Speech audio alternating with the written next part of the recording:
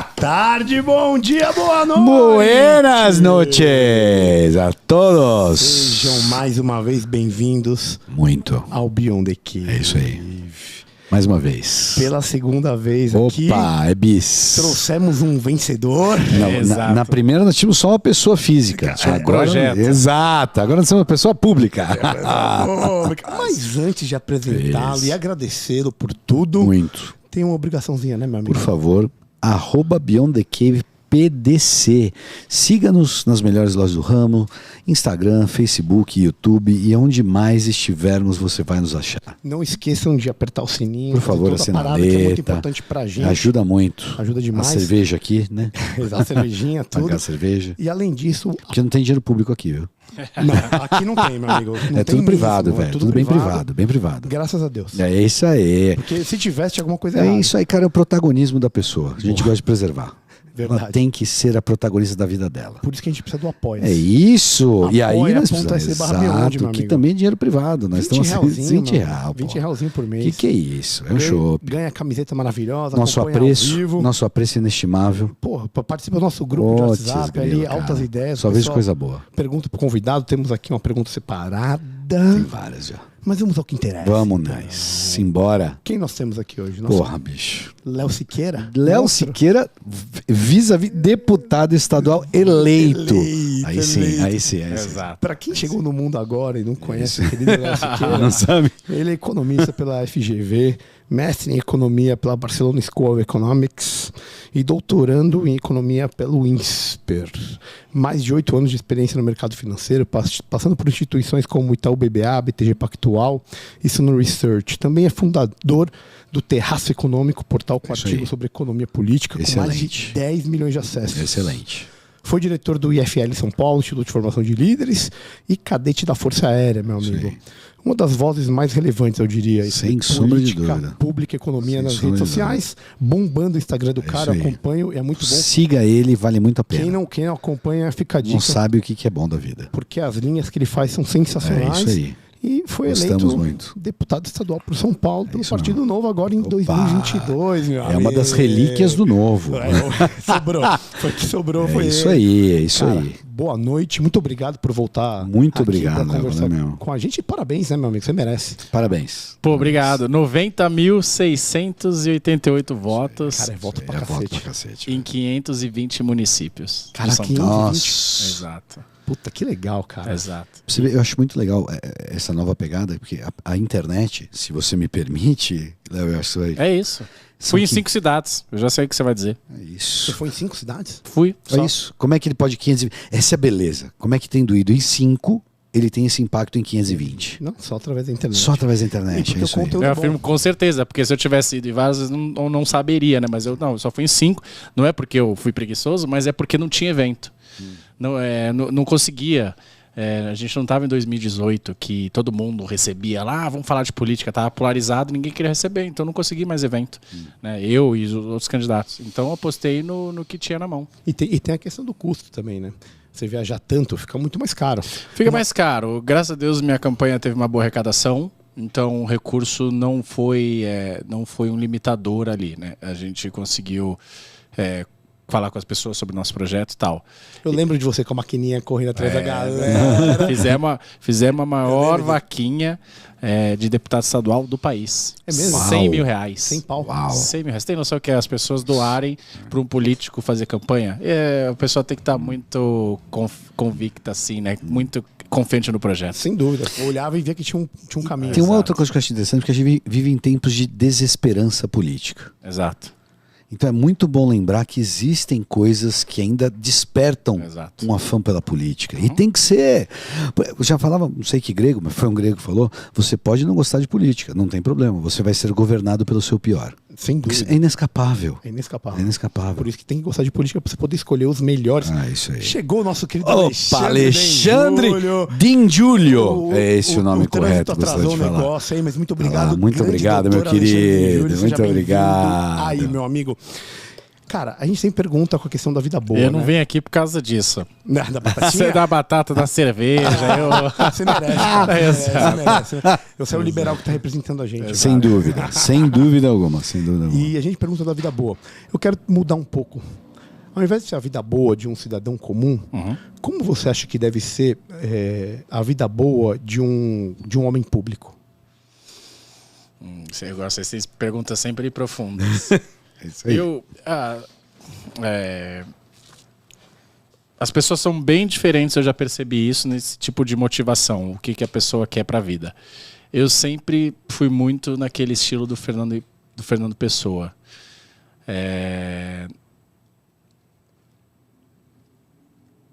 Não quero... Como é que é? Não quero ter uma vida boa, é exatamente isso. Não quero ter uma vida boa, nem gozá-la penso. Só quero torná-la grande, ainda que tenha que ser o meu corpo e a minha alma a lenha dessa fogueira. Né? Então eu acredito muito nisso. Eu não queria, e juro por Deus, não queria estar lá em Portugal agora, o resto da vida na beira do Tejo, só tomando vinho. Né? Em algum momento sim, em curtos períodos de momento, mas eu não queria fazer disso até o final da minha vida. O modus vivendi. Exato. Não é para ser o modus vivendi. Exato.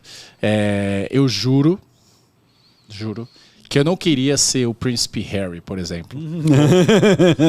Boa. O que esse cara tem que fazer até o final da vida, né? Se portar bem, basta. Exato, e você não pode fazer nada, porque você vai ser recriminado. Então, pô, olha o tanto de possibilidade que a gente tem. Então, acho que um pouco da vida pública é isso. Eu não quero ter uma vida boa só, eu quero torná-la grande. Ainda que tenha que ser o meu corpo e a minha alma além dessa fogueira. Então, acho que isso tem tudo a ver com o espírito público. Às vezes que eu tive mais, que eu estava trabalhando bastante, mas que tinha um propósito, às vezes que eu estava mais motivado. Às vezes que eu estava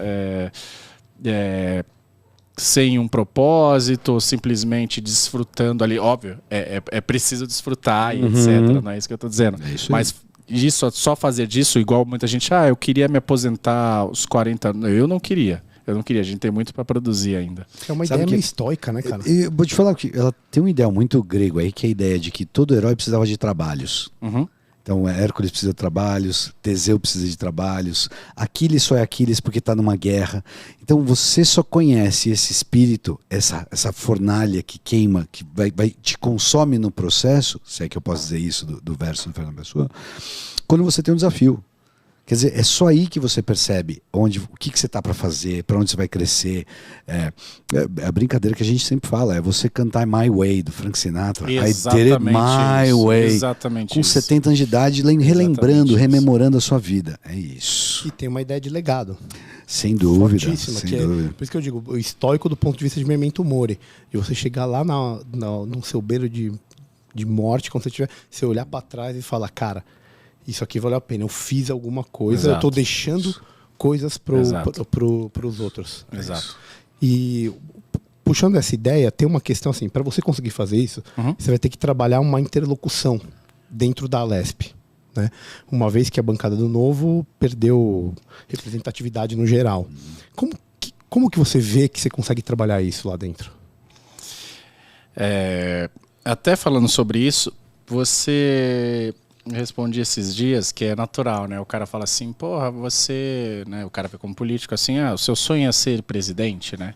Seu sonho é ser presidente. E se você for parar para pensar nessa lógica que a gente... Porque eu também não... falsa demagogia, assim, o cara, não é e tal, e no fundo o sonho do cara é. Não é isso de fato.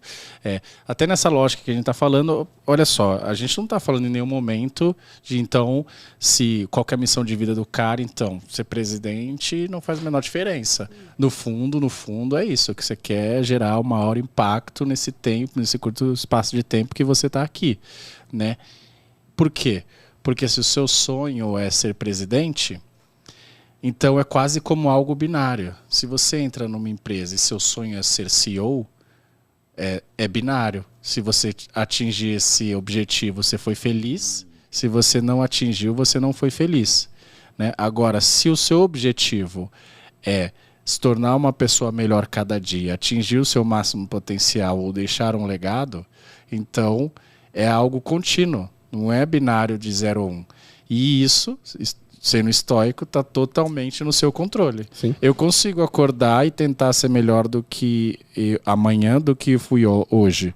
E depois de amanhã do que eu fui melhor do que amanhã. Né? Então isso está no meu controle. E daí, né, a chance de a gente ser feliz e estar completo é muito maior do que se eu simplesmente jogar na mão do destino e falar assim, não, eu quero ser diretor, ser CEO, não está no meu controle só. Ser presidente, pô, existe uma infinitude aí de combinação, pô, para você estar no momento certo, ser o cara certo. E daí, então, é isso? A minha felicidade vai depender se eu conseguir ser presidente e se eu não for. Quer dizer, então, que a gente tem 215 milhões aí de brasileiros infelizes. Não, não é isso, né? Então, eu nunca coloco isso como meta. Então, se eu pensar isso também dentro da LESP, é isso, assim. Se eu colocar um objetivo dessa magnitude assim, eu só vou ser feliz, só vou estar completo se eu for presidente da casa, se eu for isso, se eu for aquilo. Não.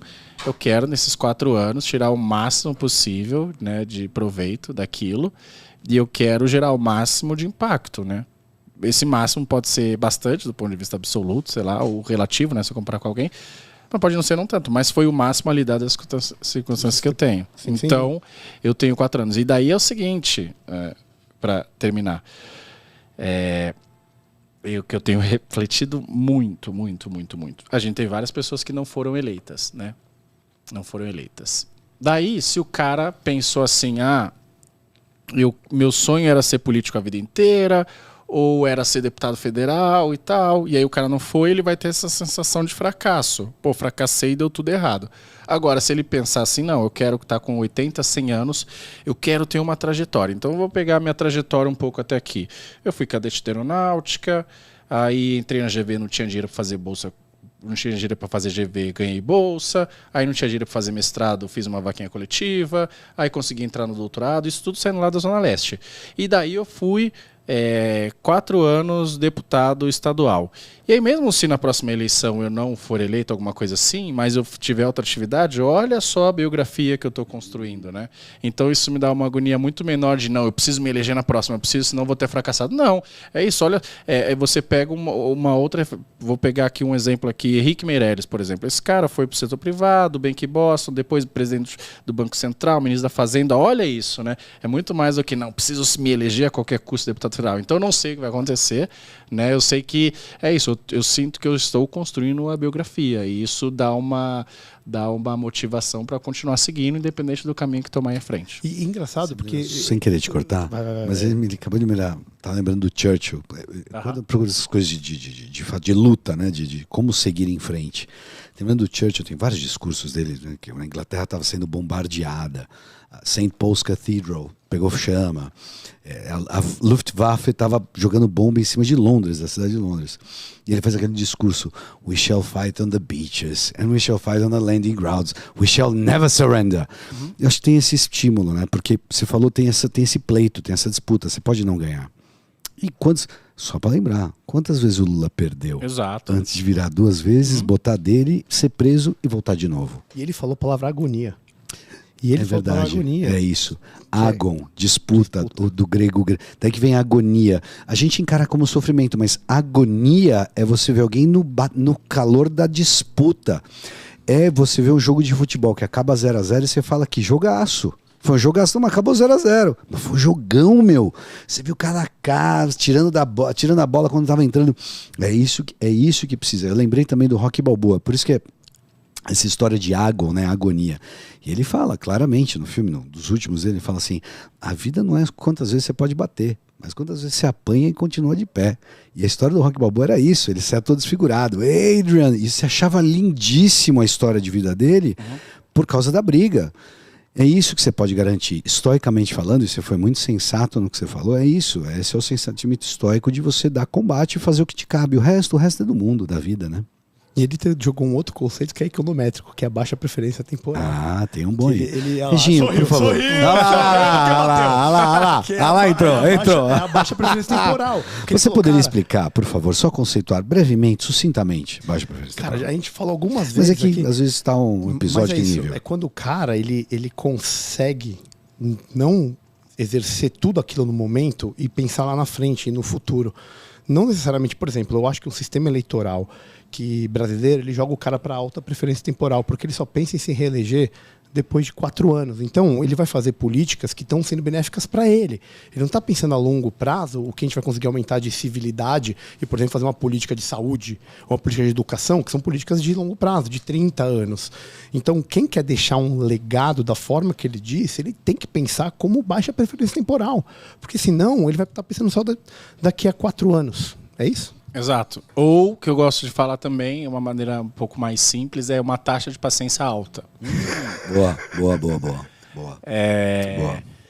Que as pessoas têm taxas de paciência diferente por diversas circunstâncias. Uma que é inata, outra porque depende da circunstância. Por exemplo, é muito fácil eu falar para alguém rico que ele tem que pensar daqui 30 anos, mas se o cara é pobre, ele tem que decidir agora, né? E pessoas que têm taxa de paciência alta, uma baixa preferência temporal, poupa mais, pensa mais no longo prazo, né? Então é isso. Por exemplo, eu tenho uma taxa de paciência alta, não tenho dúvida. Por isso que eu fiz mestrado e por isso que eu fiz eu faço doutorado. Porque eu sabia que o payoff, aquilo ali só seria pago depois de 6, 7 anos. Mas seria muito bem pago, né? O retorno, o ROI, seria muito alto. Só que para isso você precisa de uma taxa alta, porque tem gente que fala assim, não vou fazer, porque vou ficar 5 anos sem receber nada, só estudando não sei o quê. E aí, beleza, passou 5 anos, o outro cara que teve a paciência tá lá, vai estar colhendo todos os benefícios, e a outra pessoa não. Então, uma taxa de paciência alta é super importante. Sabe que isso tem a ver com o teste do marshmallow, né? Acho Total, que a gente já falou exato. aqui, mas é o teste do marshmallow, é isso aí. Fala pros caras, então. Fala. Sucintamente, o teste de marshmallow fizeram com crianças e a criança passa por uma entrevista fake com psicólogos e fala, olha, o tio tá indo embora, eu vou deixar esse marshmallow aqui em cima, eu volto daqui a 5 minutos. Se quando eu voltar você não tiver comido esse marshmallow, eu coloco mais um para você. E algumas crianças comiam, outras esperavam o tio voltar para ter 2. E eles fizeram follow-up dessas crianças. Eles encontraram um nível de sucesso, não vou me recordar como eles mediram, mas é consistente com as crianças que esperam o segundo marshmallow. E isso é a vida, né? É isso mesmo, muito bonito. Dá para medir. Exato. Olá, pessoal, boa noite a todos. Buenas noches. Fazendo minha primeira intervenção aqui, queria dizer que é muito prazer participar aqui da bancada com vocês e assumindo essa responsabilidade de sentar na cadeira do Caio, né? Então, assim, é um amigo de longa data e eu agradeço a oportunidade de estar aqui sentado com vocês hoje. O prazer é nosso, meu amigo. Sou um fiel ao ouvinte, né? Então, e apoiador. E apoiador, patrão de vocês. Exato. Já tem as perguntas, já estão aqui direto nele. Então eu desejo o maior sucesso para vocês e que vocês sigam nessa jornada por muitos anos. Boa, um Pra brinde. nós, viva. Aí, garoto, muito obrigado, Bovinos. Mas, Doutor Alexandre. Aproveitando que estamos aqui com o deputado, muito Sim. prazer. Prazer. Eu fui pesquisar um pouco a respeito do Léo e a princípio aquela primeira impressão, né, que a gente converge bastante. E o que me chamou a atenção que eu queria trazer à tona aqui de início é a questão da foto com o Suplicy, né? Exato. Eu queria que você tivesse aqui a oportunidade de exemplificar, explicar para a gente aquele contexto e como você encara, né? Eu achei que foi um toque muito interessante que a gente diminua um pouco a poeira da gritaria e comece a fazer política prospectiva, né? Propositiva e com foco no resultado e tudo mais. Então eu queria que você contextualizasse aquela ocasião e como que você lida com os diferentes dentro da Câmara, né? Entendi. Você chegou a ler a legenda, né? Ah, tá. Você está falando mais sobre a foto ou mais sobre a legenda? Eu acho que a foto é um grande clickbait ali, né? Porque você jogou o Suplicy numa página que você não espera vê-lo. E aí eu fui direto nela já para, né?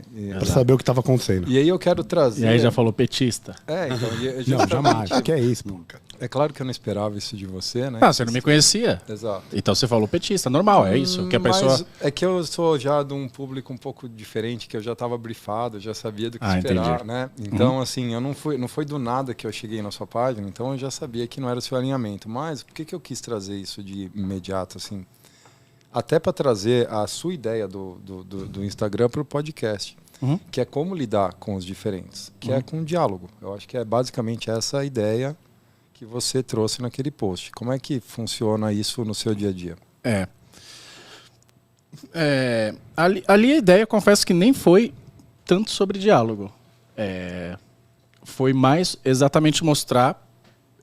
Eu queria um cara com o perfil dele igual da direita, que aí não teria esse ruído. Ali eu juro que nem foi o fato de ele ser da esquerda, porque eu sabia que ia ter um monte de gente que ia falar petista, não sei o que e tal. Foi a ideia de que o Suplicy, eu não tive aula com ele, não sei se ele dava aula na GV, mas a gente se formou na mesma universidade, né? Na Fundação Getúlio Vargas. E hoje a gente divide o mesmo cargo. Nós dois fomos eleitos deputado estadual. Com a diferença que meu avô chama Severino Araújo Barros, lá de São João do Cariri, da Paraíba, e o bisavô dele era o Conde Matarazzo, Francisco Matarazzo. E aí você fala assim, como é que um bisneto de um conde e um neto de um motorista de ônibus, que era meu avô, e eu nem sei o nome do meu bisavô, bisavô ainda é fácil, porque meu avô agora, ele tá vivo ainda, tem mal de Alzheimer, então provavelmente ele não vai conseguir lembrar e nem falar. Mas se eu perguntasse há 10 anos, ele ia falar o nome do bisavô dele. Mas o tataravô eu sei que eu não chegava. Eu sei disso porque quando eu fui fazer mestrado na Europa, eu tentei achar alguma descendência ali europeia e eu fui cada vez chegando mais no interior do Nordeste. Eu falei, não vai adiantar. E aí, como é que então um neto de um motorista de ônibus e o bisneto de um conde, né, que tinha a maior mansão na Avenida Paulista lá, estão hoje no mesmo lugar? Então, a minha resposta era educação. E uma democracia, né? Em que você tem mobilidade social ali. Então, graças à educação, o simples fato de a gente ter conseguido estudar na mesma universidade fez com que a gente estivesse na mesma posição. Sim. Então, foi mais isso que eu queria dizer. E assim, mas eu não tenho dúvida que se ele tá bem velhinho, coitado, sendo bem sincero aqui, nem deveria, eu acho, na minha opinião, uma pessoa ser eleita, porque é difícil, né? Como é que ele vai conseguir propor? Ele tá com quantos anos mesmo? Eu não me recordo. Uns 80, eu acho. Mas assim, falando lá, vendo ele, eu vi que ele estava bem debilitado. Desgastado. Agora, assim, você puxou o frame da educação que levou ambos adiante. Exato. E assim, só que esse post ele pode trazer também a questão do diálogo, como você vai tratá-lo, né? De maneira que todas as opiniões devem ser ouvidas e pontuadas. Exato. E eu acho que a questão assim mais que me chama a atenção é como um indivíduo com um histórico tão aristocrático como o Suplicy, né, foi ser levado, né, para uma ideologia que, assim, não que ele deveria ser um liberal por conta da família dele, mas ele teve a oportunidade de fugir da caverna que é o socialismo, né? E ele não conseguiu sair. A família Orleans e Bragança está mais nesse nível do liberal comparado a essa aristocracia Matarazzo. Mas o que eu estou querendo dizer assim, que a educação não tocou Suplicy. Não, mas eu acho que não chegou nele. Não né? Assim, primeira questão do diálogo é isso, assim, não tenho dúvida, qualquer coisa lá eu vou votar contra e vou bater, isso aí eu faço muito tranquilo. As pessoas confundem, não tem nada a ver, é isso. Eu só achei legal a história dele e uma pessoa que eu admiro, assim, relativamente. Agora, isso aí não, é até o contrário, eu diria. É até o contrário. As pessoas ricas que ganharam tudo de berço têm aquele famoso sentimento de culpa. Então ele começa a achar que as outras pessoas não são capazes. E uma vez acho que a Margaret Thatcher falou, não lembro com quem, com a rainha, alguma coisa assim. E aí ela falou assim, mas vocês acham que para as pessoas é muito difícil, quem não nasceu privilegiado. Ele falou, essa é a diferença entre mim e você, que você não acha que as pessoas são capazes, eu acho que as pessoas são capazes, porque eu vim de lá, né? Então é a mesma coisa para mim. Se alguém fala assim, porque é difícil, porque mora longe, fala desculpa, mas não é desculpa. E ela se gabava de ser filha de um greengrocer, que era um cara que tinha um mercadinho. O pai dela era um comerciante de bairro. E ela era filha de um comerciante de bairro. Exato. Agora, o que a gente mais vê é isso. O que a gente mais vê é o perfil de pessoas como o Suplicy. Pessoas que ganharam tudo e aí fica com um sentimento de culpa. Como ele não teve que fazer muito esforço para receber aquilo, só nasceu, a função dele que eu falei, o príncipe Harry só nasceu. Né? E aí ele olhou lá, ele estava na linha da família real. E aí ele fica com aquele sentimento de culpa. Então, geralmente, essas pessoas são as que mais querem fazer caridade com o chapéu alheio. Fala assim, a gente precisa corrigir, então a gente vai distribuir tudo, porque ele tem esse sentimento de culpa. Enquanto que muitas vezes, algumas pessoas que foram self-made ou alguma coisa assim, Fala assim, não, porra, as pessoas, eu trabalhei, eu me ferrei, eu acordei cedo, eu comi o pão que o diabo amassou, pô, deixa eu proteger o que é meu, ninguém vai tomar nada que é meu, não. Então é bem comum, acho que o perfil igual do Suplicy. Gostei muito, você falou, deixa eu aproveitar e te fazer uma pergunta, porque esse sentimento de culpa em países onde os WASP, White Anglo-Saxon Protestant, imperam, vira filantropia. Exatamente. E a gente falaria uma pergunta. Cadê a filantropia da família Matarazzo? Exato. É engraçado isso. Quer dizer, ele faz com... Gostei que você falou do chapéu alheio. Porque em países sérios, essas grandes famílias, vou desde os Medici. Eu consigo pensar no renascimento em Florença com os Medici. Eles financiaram isso. No século XIX, é isso. É a filantropia do Andrew Carnegie, do John D. Rockefeller. Exato. Esses caras fizeram. Não, e a gente não precisa ir muito longe. Assim, as pessoas falam assim, porque o entregador do Rappi ganha pouco. Ganha pouco. Mas olha só, são três coisas ali no Rappi. Três stakeholders, não sei se é exatamente essa palavra. Enfim, você tem o entregador, você tem a empresa e você tem o usuário, né? Bom, o entregador ganha pouco. A empresa tem prejuízo. É só você ver lá. Alguém está capturando todo o valor aí dessa cadeia. Quem que é? É o usuário. Que o cara pega um Uber longe pra caramba por R$12,80. Ou que o cara faz suas compras lá de 40 minutos por R$3. Aí você fala... o cara fala assim, não, porque é um absurdo, o cara ganha muito pouco, não sei o quê. Quanto você deu de caixinha? Isso, paga 0. Mais, então. Ué, então resolve aí, porra. Agora, você quer que a empresa já está tendo prejuízo. Você que andou 27 minutos na chuva e pagou R$2,80 pro cara, dá R$8. Mas as pessoas querem sempre fazer caridade com chapéu alheio. Deixa eu pegar o exemplo seu, porque uma coisa que a gente gosta quando a gente traz as pessoas aqui é entender elas para poder dar exemplo para os outros. Uhum. E você colocou aqui educação. Uhum. E o Alexandre falou assim, então, ele teve a mesma educação, mas não conseguiu entender o que devia fazer. Tá? O que você falaria para o cara que é mais novo, que está ouvindo a gente, como que você usa, quais virtudes e como que você consegue usar bem essa educação? O que te fez lá dentro da educação se diferenciar? Exato. E conseguir ser porque tem várias pessoas que têm o acesso à educação e não conseguem. O que foi? Isso é uma bela pergunta. É o seguinte, meu papel como formulador de políticas públicas, né, como deputado, eu não tenho o menor problema com desigualdade de resultados. É isso que a gente quer. Quem produz mais, perfeito, vai colher mais. Quando você mata isso, você mata uma sociedade. Inovação. Se eu sei que eu vou ganhar a mesma coisa que o cara do lado, para que eu vou me matar, né? Então, quando você mata esse sistema de incentivo, você mata uma sociedade. O que eu não quero? Desigualdade de oportunidade. Eu não quero simplesmente porque eu nasci em Itaquera e o outro nasceu no Itaim Bibi, né? E os dois são igualmente capacitados, que o cara do Itaim Bibi se dê muito melhor do que o cara de Itaquera. Desigualdade de oportunidade é um problema. Então, meu papel como formulador de políticas públicas é tentar identificar aonde não há igualdade de oportunidade. Tudo bem. Agora, se eu pudesse falar com esse cara, eu ia falar, o mundo é injusto. Não existe igualdade de oportunidade. Meu conselho agora é, tenta resolver o seu. Né? Como eu tentei resolver o meu. E deixa para as pessoas, a gente vai tentar fazer o máximo. Mas pode ser que isso demora 1, 3, 5, 7 anos, 10 anos. Então cara, desculpa, mas você vai ter que subir às vezes o Everest de sunga e chinelo e o cara cheio de equipamento. Se você ficar reclamando aí, achando que a culpa é do mundo, isso não vai resolver seu problema. Então resolve o seu problema, que a gente aos poucos vai tentando formar políticas públicas para dar igualdade de oportunidade. Mas antes faz isso. Então, se você tem menos oportunidade, se você tem mais dificuldade, você tem que lidar com esse cenário que tem. E aí tem uma frase até aqui do This Is Us, para trazer um pouco mais para o mundo, que uma vez... Né?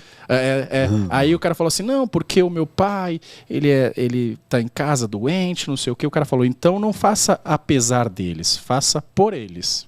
Faça por eles. Então, ao invés de você achar que isso é um peso, utilize isso como motivação. Então, porque se eu falo assim, a pessoa fala, que você não passou e você não sabe como é que é. Primeiro que eu passei, primeiro que eu sei como é que é. Mas eu não estou falando que isso é uma situação desejada. Mas isso pode ser que demore para mudar. Então, a gente vai trabalhar assim para mudar, para dar igualdade de oportunidade. A gente quer desigualdade de resultado, mas a pessoa precisa resolver o problema dela antes. E não fique culpando o mundo, porque isso não vai resolver. Legal. E é uma ideia liberal, né, cara? É uma ideia do Jordan Peterson também. Sim. Sim. Do your homework, do your bedroom. Arrume o seu quarto. Isso. Arrume o seu quarto. Faz o seu primeiro. E é muito engraçado porque existe uma tendência hoje, e a crítica dele era essa, de que todo mundo quer assumir uma causa globalista. Eu quero resolver a desigualdade, eu quero resolver o planeta, eu quero fazer o master. Não, faz o primeiro, faz a lição de casa. Exato. Se você fizer isso e todo mundo fizer isso bem feito, já não tem problema. Certa vez o Walter Williams estava fazendo uma palestra numa universidade americana, um economista contemporâneo, né, e eu gosto bastante da produção dele. E aí o rapaz da plateia levantou a mão e interpelou ele com relação à justiça social e o que ele achava, como chegar a obter esse bem-estar que a gente tanto almeja. E, no entanto, ele devolveu a pergunta no sentido de como você já fez. Exato. Qual a sua atitude? Você já distribuiu a sua renda? Exato. Você já bateu nos seus vizinhos e falou, vamos todo mundo, porque se eu fizer, você fizer e todo mundo fizer, acabou o problema. Você já fez? Não fez? Então você... Exato. Joga pro indivíduo. É isso. A única coisa que eu tenho para te responder é que na verdade é o Walter Williams falando, né? É que se você não fez isso e não conseguiu convencer as pessoas a fazê-lo, é porque deve ser improvável que as pessoas o façam, né? E o que eu posso te oferecer é uma justiça igual para todos, regras iguais para todos e oportunidades iguais para todos. É isso que eu posso te oferecer. O resto, cada um vai atrás do seu. Eu tenho uma instituição que eu criei quando eu fui fazer o mestrado, né? Que é tipo a Fundação Estudar, que a gente dá recursos e ajuda as pessoas a levantar recursos para pagar pelos estudos dela. E aí, como eu não sou de esquerda, como eu sou de direita, aí, né, as pessoas que veem o mundo binário, né, o cara, né, utiliza o monopolismo da virtude, né? Eu estou preocupado com a desigualdade. Logo, qualquer coisa que eu falar, se você for contra, então você não está preocupado com a desigualdade. Então eu falo com essas pessoas, vem cá, quanto que você já ajudou aí, já que está preocupado? Problema da educação, quanto você já deu do seu bolso? Não me venha falar que você deu aula particular, que você foi lá entregar comida, não sei, do seu bolso. Quanto você deu? Porque eu já dei. Daí, não, veja bem, porque o Elon Musk e o Jeff Bezos, do seu bolso. Então, desculpa, amigo, isso aí da hipocrisia. É muito fácil você falar como resolver o problema do mundo com o dinheiro dos outros, né? É isso aí. E sabe que é muito engraçado? Porque quando as pessoas se colocam para resolver, eu gostei do termo que você usou muito, problemas do mundo, só gera ansiedade e afetações. A pessoa sempre vai estar ansiosa, porque é óbvio que ela não vai resolver os problemas do mundo. Sim. E ela vai estar sempre sentindo e ficando afetada e cada vez mais virtuosa no sentido, mas você não está a favor dos problemas do mundo, você não quer resolver os problemas do mundo, você é contra resolver os problemas do mundo. Então viram afetações e ansiedades que é um problema moderno. Vamos resolver o esgoto da rua? Vamos resolver aquelas pessoas. É isso, é muito mais imediato do que esse globalismo, né, se propõe a colocar. Né? Exato. Deixa eu perguntar uma coisa. Já que você falou, né, não, sou de direita, todos nós, né? Mas assim, existe alguma meia-culpa que a direita tem que fazer? Do processo que aconteceu, desses últimos 4 anos, existe uma meia-culpa. Assim como a porra da esquerda deveria fazer também, que o PT não faz. Eles vão continuar na mesma toada e eles não fazem a meia-culpa. Eles não vão mudar. O que você diria que seria a meia-culpa que, entre aspas, a direita é difícil falar de direita, enfim, mas o liberal, o conservador, é um espectro muito grande. Ou até depois de tudo que ocorreu, depois de todo esse ocorrido dos últimos meses, que acabou do jeito que acabou, quer dizer, qual que é o delta? O que podemos aprender? Para onde podemos ir com o que aprendemos? Porque, pegando o que você falou, e você falou da carreira, né? Então, vou pensar essa carreira de um pensamento mais liberal, conservador, de direita. Essa nomenclatura é difícil de colocar certamente, mas qual que é o delta? O que aprendemos? O que podemos incorporar do aprendido? Olha, eu acho que uma esquerda mais moderna, porque a esquerda em geral coloca muito o social no discurso central delas. Pouco mercado. Então, eu acho que uma esquerda mais moderna é uma esquerda que vai falar de social, mas vai falar de responsabilidade fiscal também, que é importante. Eu tenho visto surgir um pouco mais. E a direita, um pouco oposto. A gente fala muito de mercado, meritocracia, mas a gente tem que falar do social. Por quê? Porque é isso. Eles utilizam uma maneira binária de enxergar as coisas. Então, eu tenho o monopolismo da virtude. Se eu estou falando, por exemplo, da reforma trabalhista, e aí ele fala assim, a esquerda eles vão se auto-intitular que são a favor do trabalhador, né? E eles vão falar assim, não, mas eu sou contra a reforma trabalhista. Então, se eles são a favor do trabalhador, se você está criticando eles, logo você é contra os trabalhadores. E eles vão utilizar essas técnicas para qualquer que seja, né? Então, eu sou a favor da saúde, né? Eles vão falar isso. Aí, se você critica isso, ele vai falar, não, mas você é contra a saúde. Então, eu acho que é o que eu tento fazer quando eu escrevo, quando eu falo, é sempre colocar o social em primeiro lugar. E deixar explicitamente. Falar, olha só, para com essa conversa aí de que você tá preocupado aí com os trabalhadores e eu não estou. Eu também estou preocupado com eles. Você não tem o monopolismo da virtude. Só que tem uma diferença. A gente tem soluções completamente diferentes. E a sua já está provada que deu errada. Vamos tentar fazer um negócio diferente. Então, todo discurso eu começo assim, colocando justamente o social. Fala assim, olha, se eu estou falando da inflação, beleza, a inflação... Sabe por que eu estou falando da inflação? Porque vai ferrar a vida dos mais pobres. Sem dúvida. Então, por isso, quando você faz isso, aí você, em geral, você desmonta muita... Claro que os mais radicais nunca, né, vão aceitar, tudo bem, mas você pega muita gente ali que está refletindo sobre as coisas. Eu concordo em parte com você, porque eu acho que isso faz parte da estratégia deles, né? O socialista, ele se apropria de determinadas pautas, por exemplo, o que eles fizeram com o parto normal, né? O parto normal é uma maravilha para o bebê, para a mãe, para todo mundo, quando vai tudo bem, né?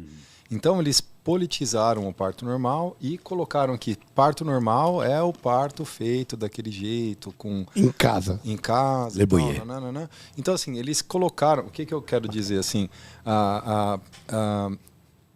existe no trabalho do Milton Friedman uma extensa obra voltada para o benefício de bem-estar social. Então, assim, falar que o liberal não pensa no mais necessitado é mentira da esquerda. Sem dúvida. Exato. Então, eu acho que eles se apropriam de determinadas pautas e falam assim, você não está preocupado. Não, sim, eu estou preocupado porque se a economia for para o vinagre, quem vai sofrer primeiro vai ser o mais pobre e quem vai dar risada é o rentista. Ou seja, é um problema de comunicação. Mas eu acho engraçado porque você para até... E de estratégia. Para até para pensar no nome. Eu acho engraçado, porque os partidos, via de regra, são Partido Social, Partido Democrático, Partido... Sempre é uma coisa meio abstrata. E o PT se colocou como partido dos trabalhadores. É engraçado como desde o nascedouro eles já englobaram exatamente isso que você acabou de falar bem. Como é que o Partido dos Trabalhadores é contra os trabalhadores? Exato. Se você é contra o Partido dos Trabalhadores, logo você é contra os trabalhadores. É isso, é no nascedouro isso que você está falando. Eu acho que é uma estratégia. Isso é fabianismo, né? Isso. Lobo em pele de cordeiro. Lobo em pele de cordeiro. Isso é fabianismo. Mas a pergunta aqui é a seguinte: a gente sabe que isso existe. Tem um fabianismo aí. Como que nós criamos o fabianismo de direita? Essa que é a pergunta. Sempre é uma pergunta interessante. Porque assim, o fabianismo está aí. Eles pegam, trocam narrativa, mudam a língua, eles usam a linguagem para isso. Devem usar PNL também, mas eles usam. E como que a gente... Porque assim, o eleitor, ele não vota racionalmente. Exato. A gente sabe muito bem disso. Exato. Então a gente precisa de um caminho do pathos para conseguir conquistar essas pessoas e para poder chegar a algum lugar. A gente tem, entendeu? partidos de conservadores tendem aí no caminho do logos, pegando, tá falando. Você coloca razões, você fala de econometria, você fala de Estado, você fala de Estado menor, você vai sempre uma explicação metafísica, logos. E a nossa parece que todo partido de esquerda vai pro pathos, porque Emoção. É a picanha. Para pra pensar, é a picanha. Ele tá apelando para algo muito basal, límbico. Eu acho que o que ele colocou aqui é fantástico no sentido de que, ao invés da gente criar pautas contra determinada postura, a gente tem que criar primeiro, o discurso ele tem que começar pró alguma coisa, pró o que você acredita. Exato. Né? Então, assim, eu vou primeiro me afastar de todos os espantalhos, colocando na mesa quem que eu sou de verdade. E depois eu vou trabalhar outras... desdobramentos daquilo que eu defendo a princípio, né? Então acho que essa estratégia de ser, primeiro que a definição de direita e esquerda, né? Acho que é super superficial, errada. Exato. E é uma questão mais assim, infelizmente, no cenário que a gente viveu a partir de 2016, 2018, foi um cenário que a gente não conseguiu emplacar alguém que tivesse uma condição mínima de sustentar um projeto político de longo prazo. né? Então a direita teve um voo de galinha, né? Essa direita entre muitas aspas, né? Porque o Bolsonaro não representa o pensamento liberal, nem conservador, nem de perto. Perfeito. Né? Ele é raso, mais raso que um pires. Foi o que sobrou. Era o que tinha era o que na tinha. verdade não. Eu participei de todo aquele movimento, né? Eu fiz parte dos movimentos de rua e tal, e a gente via na rua essa galera do Bolsonaro já estava lá. A turma do Salve FFA, que está na frente do quartel lá, tomando chuva, essa turma já estava lá pedindo impeachment da Dilma. E a gente não queria se envolver com eles, a gente queria distância deles, porque não era o tipo de público que se encaixava com os nossos ideais de liberdade. Mas você entende, eu entendo o que você está falando, mas tem um grande problema aí. Porque esse não é o caminho do pato. Você está falando, você está descrevendo o caminho do Logos. E esse caminho do Logos, a gente já viu que ele não vai resolver o problema. Porque quando você afasta, quando você fala assim, não, o caminho é esse, meu ideal é só esse, você não vai conseguir conquistar. Porque os caras estão jogando outro jogo. Eu só queria colocar aqui, denotar que o Lula, para ser eleito, colocou uma chamada claramente, Frente Ampla de Esquerda. Eles aglomeraram várias ideias que não necessariamente se conversam bem, tal qual você falou e falou bem, mas com ideal político de poder. Precisamos chegar lá. E aí tem um problema dessa fragmentação de um pensamento, vou usar o termo errado, de direita, mas é o que temos. Ela se fragmenta e a gente não consegue nem se conversar num sentido de poder criar uma frente ampla de direita nesse sentido. Ficou fragmentado, porque é o que você falou. A gente acaba votando conflitado, às vezes com asco. Mas do ponto de vista histórico, né, esse processo ele foi planejado, né? A gente até pouco tempo atrás tinha vergonha de ser denominado de outro espectro que não de esquerda, né? A gente nasceu nisso aí. Tinha aquela questão assim, os problemas do mundo foram resolvidos, nós acabamos com a ditadura militar e agora o Brasil vai viver plenamente a sua felicidade eterna. Era isso que eu aprendi, né? Então, na Constituição Cidadã. Basicamente. Então, é essa questão que a gente está questionando agora de maneira muito sadia, salutar. Eu acho que apesar de toda a gente ter vivido hoje a diplomação, né, nesse dia fatídico, essa segunda-feira chuvosa, o Brasil viu o detento sendo ressocializado, né?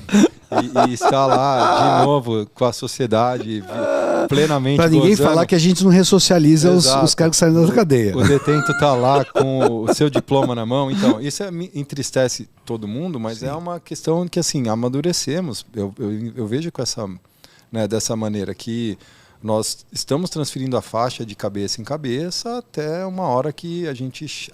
Não que a gente vá acertar alguma coisa, que vai ter um Sebastião que vai resolver o nosso problema, mas agora ele tem a chance dele de colocar as ideias dele, os projetos dele, a gente está aqui na nossa chance de criticar. Então deixa eu já perguntar para o Léo exatamente dos projetos dele.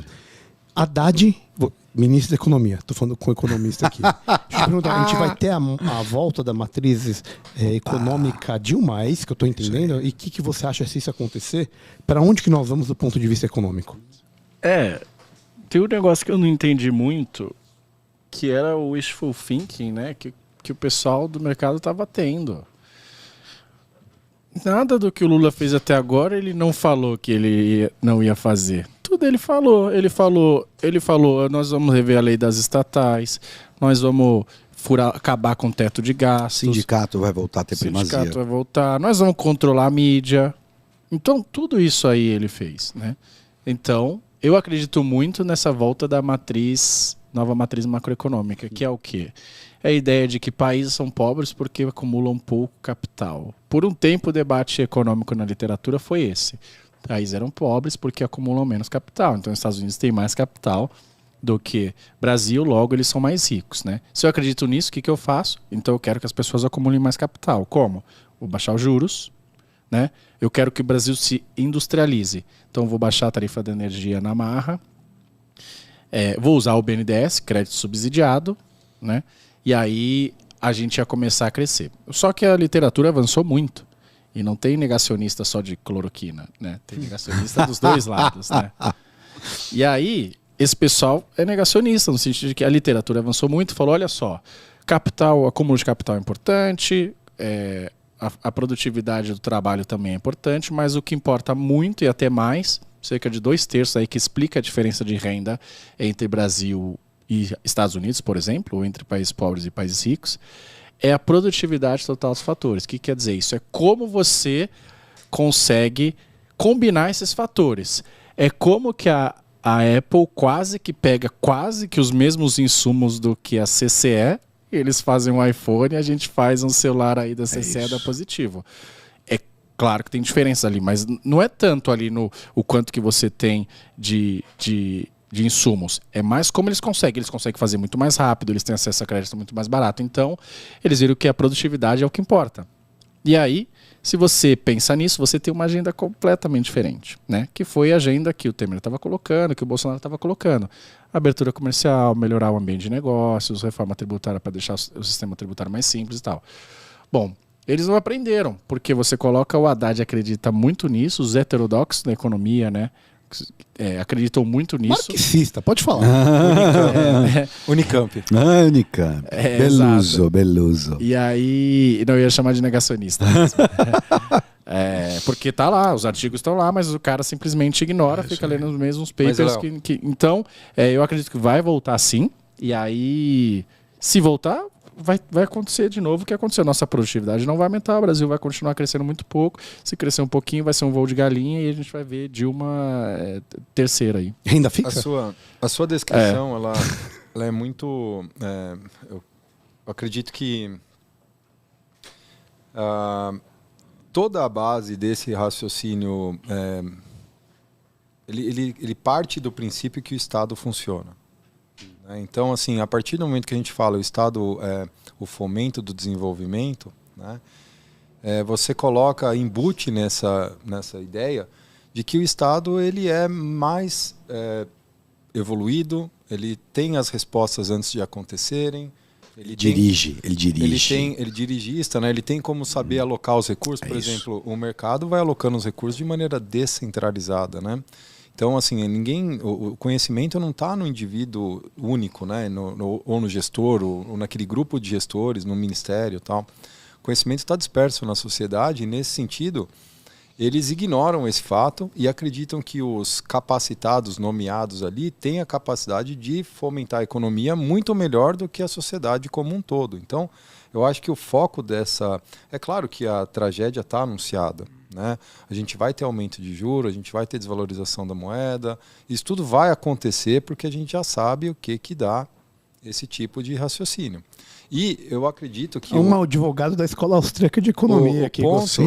Sem dúvida. O ponto mais importante é a crença no Estado. Né? Então, assim, se você fala assim, olha, se a gente colocar o ministério adequado, vai funcionar e tal, como uma beleza. Só que, como você falou, né, isso é negacionismo do que já está escrito. Sim, porque é só você ver as evidências. Só para finalizar, sabe como eu enxergo o Estado aí que você falando? Imagina que você organiza uma festa para 500 pessoas. Quem acredita nisso, acredita e fala assim, não, então eu, Regis, vou falar para todo mundo a forma melhor de eles chegarem na minha casa e eu vou organizar tudo isso ao mesmo tempo. É óbvio que ia dar merda, você ia escolher caminho ruim e tal, ia dar confusão. Ao ponto que a gente descentraliza, cada um sabe o que é melhor ali e tal, e vocês estão acostumados, vocês vão chegar aqui. E é assim que funciona uma festa. Sem dúvida. Exato. Sabe que você até me lembrou, eu estava ouvindo o Alexandre falando muito bem, me lembrou muito a ideia bem atual, moderna, de você diferenciar o chefe do líder. Pensando como se fosse uma corporação. Quem que é o chefe? O chefe chega e fala assim, você vai fazer isso, estou mandando, te dar uma tarefa, te cobra resultado, e ele manda na sua vida e ele fala o que você tem que fazer. Quem que é o líder? É o cara que está só inspirando todo mundo a fazer o melhor que pode fazer. É essa descentralização que é a gestão moderna para qualquer coisa. Não é mais para ter chefe, é para ter líder. Quando o Estado pega para si os poderes de decidir, e pior, porque a hora que ele pega o poder para decidir, ele fala quem vai fazer. Eike Batista e os campeões nacionais do governo Dilma foram exatamente essa figura. Exato. Então são apaniguados. Exato. É o amigo do amigo. Exato. De quem que era o sítio? Não era meu, era do amigo meu. Mas esse amigo era dono de uma construtora. E aí começa a brincadeira sul-americana, que nós estamos vendo agora naquele golpe de pataquada do peruano. Castilho. É isso, o cara começa a achar que fala assim, não, eu vou dissolver o Congresso. Mas quem te deu isso? A caneta, querido, não é isso não é uma sociedade desenvolvida. Isso é uma sociedade feudal. Isso é absolutismo na sua essência. E o Estado quer ser absoluto. Ele vai falar o que você pode falar. O TSE agora não começou a falar. Eu ia falar por favor, fale. Você viu a cartilha do TSE? Vive. Do Tribunal Superior Eleitoral. Porque É isso, Estado esse é o grande. nosso problema no mundo, é esse agora, que o TSE tem que cuidar. Não, os caras estão decidindo. Depois da eleição, veja bem, porque o TSE é um tribunal de oportunidade, no sentido que ele rege a eleição enquanto processo. Acabou de acabar a eleição. Vocês estão falando o quê, querido? Não queremos mais ouvir vocês. Para mim, a frase do Marco Aurélio Mello é a melhor, que ele disse: na minha época, o TSE era discreto. Porque ele não tem que ficar assim, né? Politizando. Porque a justiça, e é um preceito do direito bem claro, bem antigo, a justiça ela é provocada. Ela não sai ex officio, que virou a moda. Todo mundo agora tem decisões para falar e o cara vai para Nova York fazer política. Como é que pode ir para Nova York fazer política? Era para vocês não falarem só nos autos. Eu quero ouvir sua voz nos autos. É isso, que bizarro. Mas isso é um pouco reflexo do quê? De um parlamento fraco? Sem dúvida. Sendo muito bem colocado. Como é que o parlamento, pegando esse ensejo que eu achei que você foi perfeito, pontual, como é que o parlamento consegue voltar a ter voz? Como é que a Casa do Povo começa a reequilibrar os 3 poderes de Montesquieu? Exato. Você pode ver, você teoricamente você tem ali um equilíbrio entre os poderes, né, executivo, legislativo e judiciário, em que a partir do momento que um começa a sobressair, você tem o outro começa a falar, cara, não é bem assim, a gente precisa ter poderes independentes e minimamente equilibrados. Mas a partir do momento que você tem um centro-esquerda, e talvez aí vale essa definição, e aí o Alexandre de Moraes começa a fazer tudo aquilo, e não coincidentemente só com pessoas de direita, a esquerda fica lá e não fala nada, porque não está mexendo com os nossos, né? E aí ele faz, não coincidentemente, só com pessoas de direita, porque é isso, que aí você fala assim, se você falar, eu tenho certeza, se você falar isso é um absurdo que tá fazendo, a gente fala, valeu, bolsonarista. Porra, vocês acham normal eles caçarem as redes sociais de 10 parlamentares e o Congresso, ninguém fala nada? Só quem fala é o Marcel Van Hatten, mas nem o Bolsonaro, nem esse pessoal falou. Só quem tá falando aí é o Marcel Van Hatten, que tentou abrir lá a CPI, né, do STF lá. Mas tem muito disso porque esses próprios deputados e senadores, entre aspas, esse legislativo federal, ele é quem julga o STF, teoricamente. Quem pode equilibrar, porque a gente está falando de um desequilíbrio de poder. Exato. Né? Quem pode reequilibrar esse poder é o legislativo. Exato. Só que aí nós temos um problema, que chama-se foro privilegiado. Porque esses caras têm um problema, então ele... Não sei exatamente o que é, se é a grana de corrupção ou não, mas eles estão travados pelo próprio Supremo. Eles não agem com medo de terem retaliação do outro lado. Exatamente. Então, eu sei que não é uma pauta estadual, né? Mas assim, essa questão do foro privilegiado é uma das coisas que pode restaurar esse equilíbrio. Você acabar com o foro privilegiado deveria ser, pelo menos... O cara que está lá agora na Câmara Federal, ele deveria estar pensando nisso. Como que eu vou resolver isso aqui? Como que eu vou... O cara que é democrata, que se diz democrata, ele deveria estar fazendo isso. Posso colocar, a meu ver, o maior assinte democrático que ocorre, e isso é muito do jeito que os americanos pensam, e eu acho brilhante. Então você tem os representantes eleitos do povo, em exercício de mandato, sendo tirado a voz deles por um burocrata não eleito ao qual a gente não pode ter recall. Exato. Isso é um atentado à democracia. Exato. Nos Estados Unidos é assim. É assim. Ele fala, esse burocrata não foi eleito. Quem é ele para ser o censor? Ele está calando a voz do povo. Qual que é o nome lá do deputado de Minas? Jovem. Nicolas, obrigado. Nicolas Ferreira. Cara, Nicolas Ferreira teve 1,5 milhão de votos. Ele colocou um questionamento.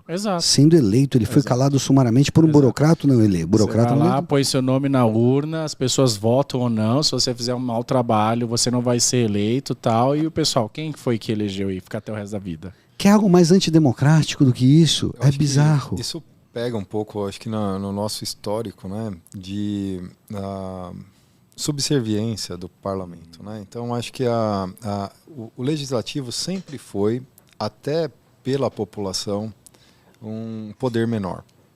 tô falando do ponto de vista do leigo, né? É aquela pessoa que não sabe para quem votou no deputado, no senador. Votamos no Léo, porra! Eu votei no Léo, eu votei no Léo, eu votei no Léo, eu votei no Léo, eu votei no Léo. Então, assim, daqui 4 anos você pode. Vou ter uma segunda chance. eu votei no Kim.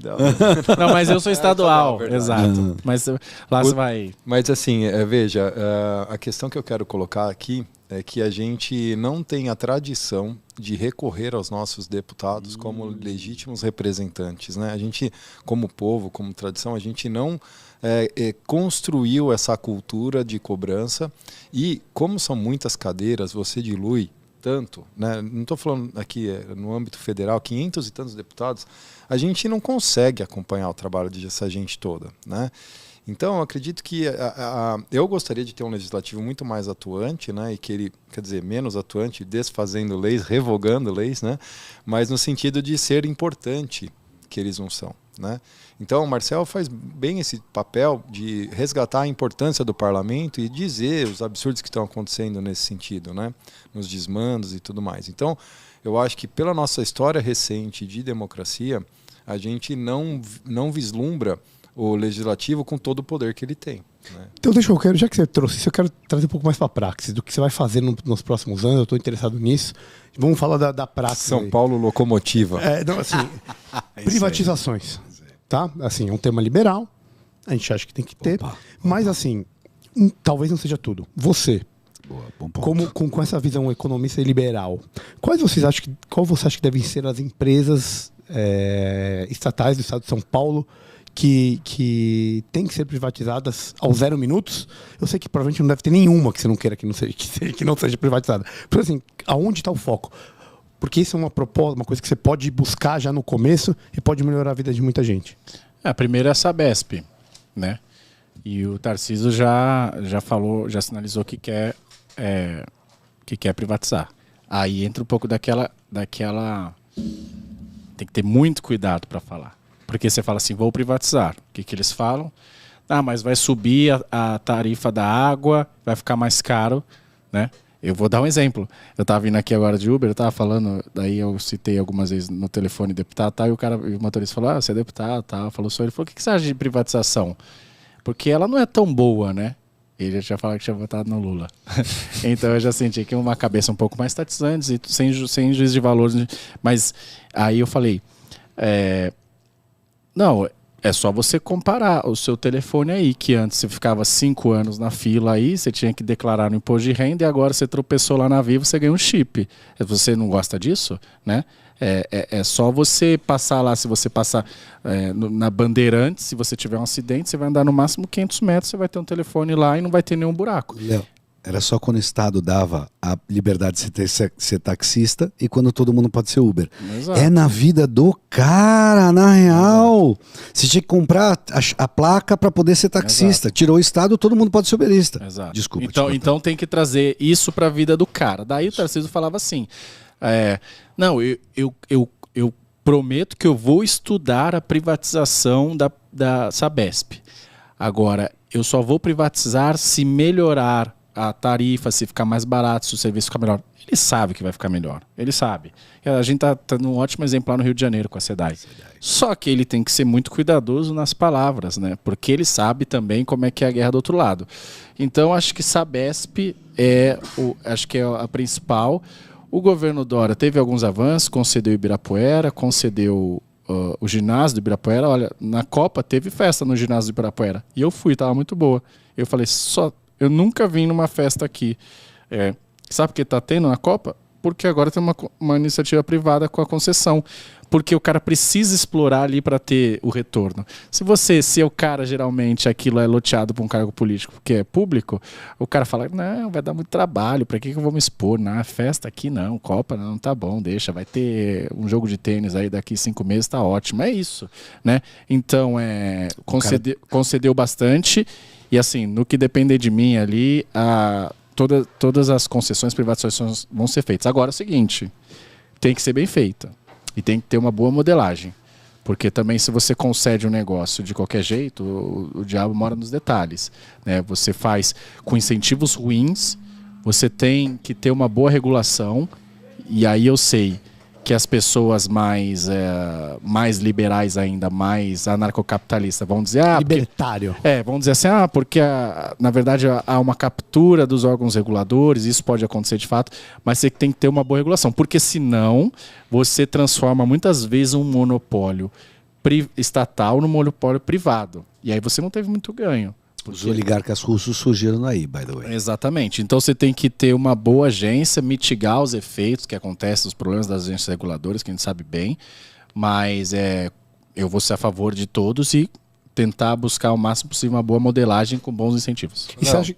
Desculpa. Não, por favor, vai lá. Você não acha que você está falando do modelo e tal, existe um gradualismo, né? Porque se a gente for ver, o setor da telecomunicação que você citou, no entanto, ele ainda é extremamente regulado e fechado, né? Se eu quiser abrir minha tele amanhã, eu não consigo, né? Eu preciso de uma concessão e tal.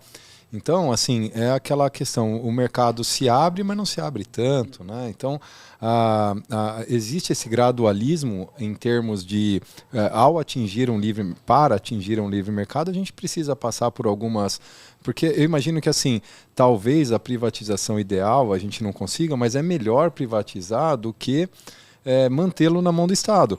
Porque, veja, eu sou um assíduo frequentador do Parque do Ibirapuera e a concessão, na época da Pratico Esporte e tal, foi um bate-boca no grupo da assessoria e tal, vão cobrar. Acho que a turma pensa que iam correr atrás de você com uma maquininha de cartão, você passar o cartão. É o capitalismo do mal, malvadão. E, no entanto, a pista melhorou, a segurança melhorou. Você restaurante, você vai lá... Dá pra tomar uma gelada. O capitalismo entrou no parque. O que ele trouxe? Segurança. Ele trouxe serviços, ele trouxe banheiro festa. limpo.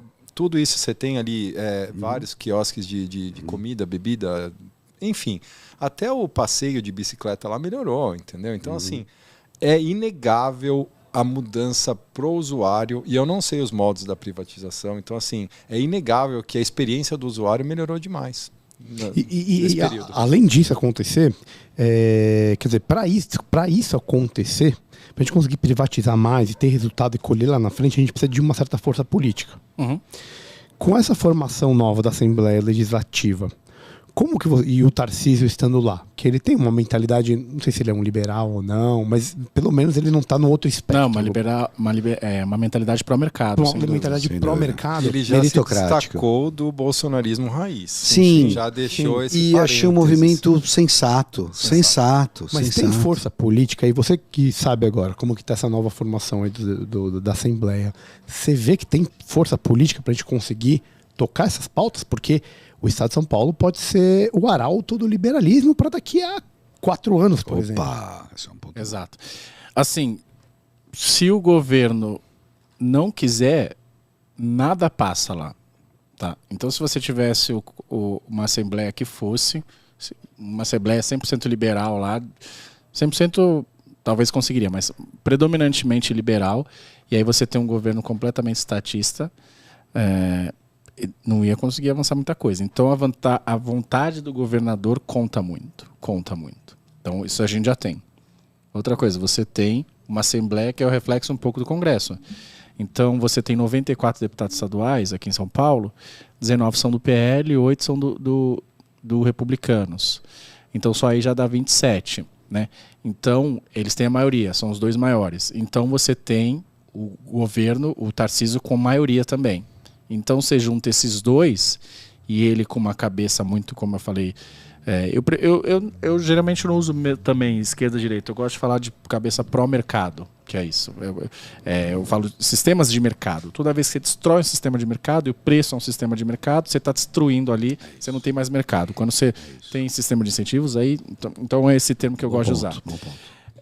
Então ele tem uma cabeça para o mercado. Por quê? Porque ele sabe que não adianta o Estado querer ser o Estado indutor do desenvolvimento, né? E aí, então ele sabe que a iniciativa privada é muito importante. E que muitas vezes basta você dar segurança jurídica, etc. Então eu estou bem confiante de que ele vai conseguir fazer bastante coisa aí em termos de infraestrutura, Sabesp, como eu falei. E pensando na praxis ali, o que me chama a atenção, você falou republicanos, né? Você falou do PL, e você está sozinho ali. Exato. Só eu. Só você. É por isso que é isso que me trouxe o negócio. Como é que você vai jogar esse jogo, cara? Porque, assim, não é um jogo simples de ser jogado. A gente tá falando de 94 deputados, a gente tá falando de um monte de cara que tá lá há um tempão, que conhece a máquina, que vive disso. Eu diria que eles têm carreiras puramente políticas. Como que você vai conseguir jogar esse jogo, cara? Eu acho que a primeira coisa, e eu vejo muita gente fazendo isso, é o cara chegar lá, acha que vai transformar a Lesp sozinho. Não vai. Essa é a primeira coisa. Tem gente que tá lá que parece bobo, mas o cara tá no 4º mandato. Então o cara que o mais bobo aqui enganou 50 mil. E botou o filho para virar vereador. Exato. Então acho que a segunda coisa é que eu tenho que ter uma cabeça muito de que estou lá e principalmente no início, 6 meses, 6 meses, 1 ano, de que eu vou estar absorvendo e aprendendo. Plantando. E vendo como é que é as coisas. Ao invés de chegar lá, não, eu sou bom, porque obviamente eu tenho PhD, esses caras, tem um monte que só tem ensino médio, então eu sou melhor que eles, porque eu sou a nova geração. Eu tô falando assim, mas muita gente chega assim, tá? Essa nova geração na última legislatura e tal, quando teve muita renovação, assim, o cara chegou assim e aí não conseguiu fazer nada. Então, você tem que entender, porque é isso, se você chegar lá, eles acham que você é arrogante, acabou. Você não vai conseguir fazer nada. Então, acho que tem que aprender bem como é que funcionam as coisas para depois tentar construir alguma coisa. Não é simples e é muito difícil, mas você fazer um projeto de lei que impacte a vida de de 40 milhões de pessoas, muitas vezes você deixa um legado para a geração. Imagina se eu tivesse por exemplo, às vezes você pode pegar a relatoria de alguma coisa, mas imagina se eu tivesse uma mínima contribuição, uma mínima qualquer que seja, mas que fosse fundamental na privatização da Sabesp, por exemplo. Olha o tanto, eu poderia dormir tranquilamente, falar, um monte de criança morreu a menos pela minha pequena contribuição. Porque as pessoas não vão enxergar isso, né? A esquerda, mas é só você pegar a taxa de mortalidade por causa do saneamento, com certeza reduziu, então a gente vai ter esse contrafactual. Então, acho que é isso. A gente tem que ter bastante humildade no sentido de que eu tenho muito que aprender, apesar de a pessoa pode achar que tem um potencial, mas eu só estou começando nisso, então tem muita coisa que eu não sei como é que eu vou aprender lá na prática. Isso já faz uma baita diferença. Eu gostei muito, Léo, só pegar aqui dos dois, temos aqui o Regis, que é cirurgião ginecológico, e o Alexandre, que é urologista. E quando você passa vou pegar a praxis deles, quando você passa pela graduação nesse sentido, eles passam 1 ano de R1, talvez R2, só vendo como é que faz a cirurgia. Exato. Ninguém dá para ele operar, fazer uma prostatectomia no R1. Uhum. Ele vai vendo, vai acompanhando, vai auxiliando e depois faz. Então, essa praxis, por isso que eu achei interessante o termo que o Reginho usou, no sentido de tem uma praxis, tem uma curva de aprendizado. E é muito importante, eu gostei do que você falou, porque senão seria arrogante achar que não é o que você acha, que você ia chegar no primeiro ano estourando e trazendo a boa nova para uma casa do povo. Exato. Então, para pegar mais um exemplo, vou usar meu exemplo quando eu fui cadete da Força Aérea antes, né? 5 anos, eu era aviador. E aí era assim, primeira coisa, quando você está com o instrutor do lado lá, na academia chama tandem, né? Que é um do lado do outro. Aí primeira vez ele demonstra para você manualmente. Depois você começa a fazer, ele faz uma correção motora. Então ele vai lá e fala assim, depois só uma correção verbal. Ele já não encosta mais, fala, faz isso, faz aquilo. E por último ele já nem olha, ele não fala nada, e aí ele vê se você está apto ou não. Então é isso. Acho que é o processo. Esse é o processo. É o processo de experimentação, na verdade. Né? Não tem como saber a priori. Não tem como saber a priori. Você aprende fazendo. Essa que é a grande questão do negócio. Mesmo porque é vida pública, né? É isso. Assim, em algum momento você tem que entrar nela. É isso. Exato. E aí, quando você entra, você começa talvez descobrir os caminhos, os meandros, através da experimentação. E eu acho que nesse processo, só para complementar uma questão, né, que vem de encontro ao que você está falando, não é só a questão de entender como funciona o sistema, mas como você vai se comportar com os indivíduos que não concordam. Porque eu acredito que os argumentos, quando bem aplicados, e uma pessoa que quer ajudar, quer colaborar, né? Porque vai ter ali dos 94, vai ter 10 que você pode falar o que quiser, que não entra na cabeça. Perfeito. Mas tem muitos que dá para conversar. Exato. Né? Então, se você levar dados e levar argumentos e levar as coisas, eu acho que é esse poder do convencimento que eu espero de um parlamentar que me representa. E tem o negócio da política também. No seriado do Obama, Esqueci o nome, não é? Tem um que chama More Perfect Union, mas não sei se é esse. Enfim, é um outro do Obama. E daí ele era novato lá. São 2 pontos que eu acho legal de falar. Primeiro é do Churchill. Que o Churchill fez um discurso lá na Câmara dos Comuns, no primeiro. E daí foi um baita discurso. Daí o cara falou, Churchill, seu discurso foi excelente. E esse é justamente o problema. Como ele foi muito bom, você ganhou vários inimigos aqui. Você foi muito perfeito. Acho que é isso. Você atiça, né? Exato. Então, as 48 leis de poder, né? Exato, é bom boa. sempre se colocar um pouquinho abaixo. Excelente. E o segundo do Obama, que ele falou assim, Obama, seu discurso foi excelente e tal, você mudou muitas mentes, mas você não mudou nenhum voto. Então tem que entender, é isso. Os votos republicano-democrata dos Estados Unidos, tá? A gente tá falando do Brasil. Então muito voto já tá dado, o cara tem que entender. Pô, ó, excelente, seu discurso foi excelente, mudou muitas mentes, cara. Eu provavelmente penso diferente. Mas o voto você não dá pra mudar, né? E é tão loucura isso, muito bem é falado. tão verdade isso, que, cara, que o próprio Churchill, os caras ganharam a Segunda Guerra Mundial e ele não foi reeleito para primeiro-ministro. Clement Attlee ganhou no lugar dele. Exato. Ele não foi. Os caras ganharam a Segunda Guerra, os caras derrotaram Exato. um dos maiores. Coisa mais horrível que aconteceu O na homem que humanidade. conseguiu trazer os americanos para dentro da guerra, para não perder Se a não guerra. fosse ele, negou. Não existiria. Exato. E ele perdeu. Ó Exato. É isso aí. como não é só. Ó como não é lógico. Olha como é louco isso. Olha como isso Mais ou não está menos. sendo lógico. Eu vejo como um grau de desenvolvimento intelectual da população muito elevado. Olha como eles agiram com Boris Johnson durante a pandemia. Exato.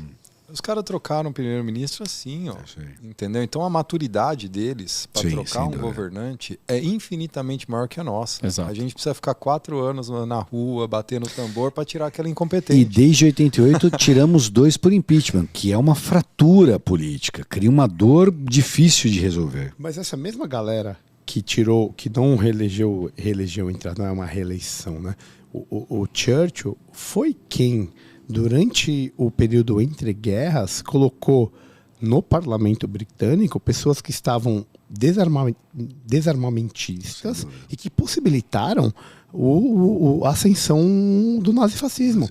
Então, assim, O Apaziguamento. próprio antecessor do Churchill, ele era Chamberlain. fraco. Chamberlain. Ele era Chamberlain. fraco. Então, mas Fraquíssimo. Ele fez acordo com os nazistas. Não, ele voltou do acordo de Munique com um papel falando assim, tá aqui o papel Acabou que o o Herr Führer problema. assinou. Acabou. Não temos mais um problema. deixa eu fazer a pergunta para o Léo Siqueira, do nosso querido apoiador Tomás Fred. Muito Ô, obrigado. Tomás, meu querido. O Tomás falou assim pra mim, ele te acompanha, teu fã, adora você. E ele viu um post seu e ele tá te perguntando o seguinte: o fim da lei das estatais está acontecendo? Que você colocou isso, acho que recentemente no próprio Stories. Instagram. Foi hoje. Sim, tá acontecendo. É isso. Explica o que é a lei das estatais. A lei das estatais, a Petrobras era a empresa mais endividada do mundo, com Michel Temer ali no final do governo Dilma. Os fundos de pensão estavam tendo corrupção, 50 bilhões de déficit. E daí o Temer, quando assumiu, falou: a gente precisa proteger as estatais dos políticos, né? Que essas são as boas leis. São leis que limitam o poder dos governantes. E daí ele falou: então vou botar uma série de critérios para o cara não poder mais fazer nomeação política. Então tem que ter experiência na área, não pode ter assumido cargo político recentemente e tal. E daí... Um parênteses, é uma tentativa de emprestar eficiência ao Estado. É uma tentativa, eu acho que essa lei, né? Para dar mais uma carinha de empresa para o que não é. É uma tentativa de fazer com que os políticos não usem elas para fins políticos. Não coloquem... blinde ela de cargos de nomeações políticas e tente ter mais nomeações técnicas. E aí então o Bolsonaro, você pode ver que ele não conseguiu fazer o que ele queria, mexer no preço da Petrobras, graças a isso. Daí o Lula tentou, né, falar: vou nomear então o Mercadante para o BNDES e o Jean Paul Prats, que é um senador do PT, para a Petrobras, né? Essa é a ideia dele. Aí falaram: Lula, não pode por causa da lei das estatais. Ele nem estava tanto por dentro assim. E daí, o que você acha que ele vai fazer? Ele estava preso. Só para lembrar. Exatamente. Só para lembrar, podia ser piada, mas é verdade. Né? Se tivesse muito um fato, americano. É muito dureza. O jornal chega atrasado. Né? Se você fosse escrever esse enredo para Hollywood, não seria assim. Exato. Se um gringo perguntasse, mas ele estava preso mesmo. Verdade, literalmente. E aí ele... Você acha que ele vai querer trocar o Mercadante e o Jean Paul Prats ou vai querer mudar a lei? Então ele pode fazer uma medida provisória que começa a valer no D+1, né? E aí depois o Congresso tem que aprovar só depois de 120 dias com maioria simples. Então é isso que vai acontecer provavelmente, né? Então a gente tá vendo... E é ruim porque do mesmo jeito que uma boa lei limita o poder do governante, o que ele tá fazendo com isso? Ele tá liberando para qualquer... não só ele, mas qualquer um que viesse depois... poder nomear quem quisesse. Queria ver a cara do Armínio Fraga, do Précio Arida, do pessoal do PT, do PSDB, os grandes, as cabeças pensantes, né, que falaram assim, não, meu voto é no Lula, Armínio Fraga. Eu queria saber agora como é que eles pensam com relação quando isso vai cair. Faz o L. Faz o L, Arminião. Só que é o seguinte, ele vai ter que fazer algum decreto, alguma coisa. Não, como eu falei, então... ele pode fazer uma medida provisória que já altera, e aí ele altera isso no D+1. E aí então já está valendo, só que o Congresso tem que aprovar... Em 60 dias. 120. E maioria simples, né? Então não é tão difícil. Aí beleza, aí você fala, mas será que o Congresso aprova? É óbvio que sim. Óbvio que sim. Porque ele vai pegar e vai falar, ele. Não, mas porque agora, se você aprovar, eu vou ter 4 mil cargos em estatais para poder utilizar. Então, ó, aquele lá é seu, pronto. Os deputados, óbvio que vão ter interesse. No Tropa de Elite, eles falam que esse é o sistema. O sistema trabalhando para o sistema. Não é trabalhar para prestar um bem para alguém. É o sistema se retroalimentando. Eu acho que essa percepção é que falta para aquela pessoa que idolatra político. Porque, veja, independente do espectro, né, a gente acreditar que alguém está lá lutando tal, pelo... É claro que o homem público ele tem que sempre se colocar como defensor da virtude e tudo mais, mas assim, ele tá aquela história de sempre, né? Diminuindo o desconforto e aumentando o conforto dele. Ação miseniana. Dele e da família dele, né? Então, exato. Assim, a família Bolsonaro, ela é, nesse sentido, né, um exemplo clássico disso. Sim. Então, assim, a questão toda é o seguinte, eles se protegem entre si.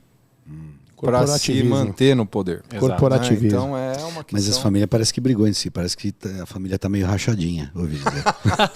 Sabe quem não tá rachadinha? Sabe quem não tá rachadinha? Alux Investimentos. A Alux Investimentos não tem rachadinha. Não tem rachadinha nenhuma, meu irmão. Não tem baixa preferência Aqui temporal. tem multiplicação dos bens. Como o Léo gosta, entendeu? Aumento de civilidade, aumento de ganho. Diversificação. Quanto tempo no mercado, meu amigo? 15 anos no mercado. Jesus, 15 anos no Brasil é quanto tempo no Japão? 132. Então, meu amigo, vou te falar, se o cara tá 15 anos no Brasil sobrevivendo, é porque ele sabe o que fazer com o dinheiro. Esse é um campeão. Por isso que eu falo, meus amigos, prudência e Alux Investimentos, www.alux.investimentos.com, ou então fala com o Alexandre, com o Ronaldo Bella. O e-mail do Ronaldo é ronaldobella com 2 L's, @aluxinvestimentos.com. Investe lá. Investe lá que você vai se dar bem. Vai ser feliz. Antes da gente terminar, que a gente tem tempo, mas é o seguinte... O que você vai fazer com a sua grana, cara? Vamos pra onde? Renda fixa? Qualquer... Fala pra galera, o pessoal tá ouvindo e merece ouvir isso de você. Macro ideias. Primeiro, proteção contra a inflação é sempre bem-vindo, né? Então, o IPCA mais aí é sempre bom, né? Porque você aumenta o poder de compra, né? O problema da renda fixa pré-fixado... Complicado. Que ela... Você pode perder dinheiro com ela, né? Os mais avançados sabem, mas os extremamente iniciantes pode ser que não saibam, né? Então a renda fixa ela não é tão fixa assim. Você pode perder dinheiro com ela porque, enfim, você compra um título de 15%, se o juro subir para 20%, você tem um título que paga menos do que está pagando no mercado e aí você tem que receber menos, né? Então, alocar tudo em renda fixa pré-fixado não é uma boa. Dólar é sempre uma boa, né? Você tem um pouco ali, um pouco de hedge, né? Por quê? Porque é isso, se você... Só um parênteses, não é a moeda, né? Não necessariamente, exato. Ou até ativos... Ativos em dólar. Exato, ou até ativos dolarizados. Por quê? Porque se você tiver parte do seu capital investido no Brasil e parte em dólar, se o Brasil vai mal, esses ativos no Brasil seu vai perder valor, mas os seus ativos em dólar vão valorizar, então você teria uma espécie de hedge, né? Então... Pegando esse ponto aqui que eu acho... importantíssimo, né?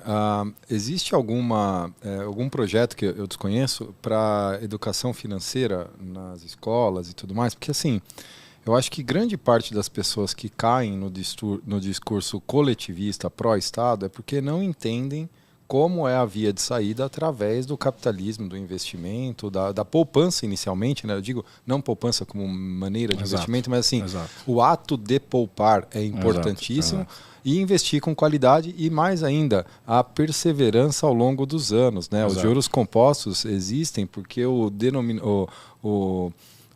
exponencial se dá pelo tempo. Né? Então, acredito que é uma política pública que poderia ajudar demais muitas gerações. Não, e tem pesquisa sobre isso, porque já aconteceu. Não lembro de quem era o projeto, mas isso foi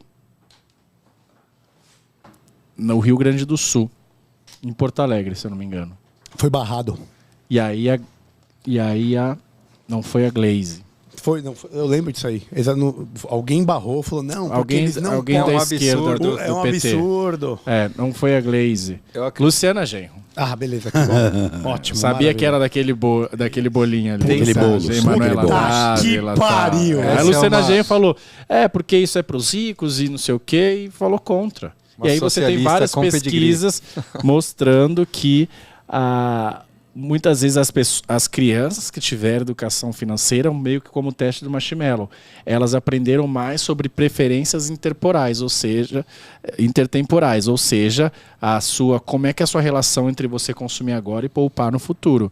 Então, as pessoas que tiveram educação financeira conseguiram desenvolver uma melhor preferência intertemporal, né? E aí...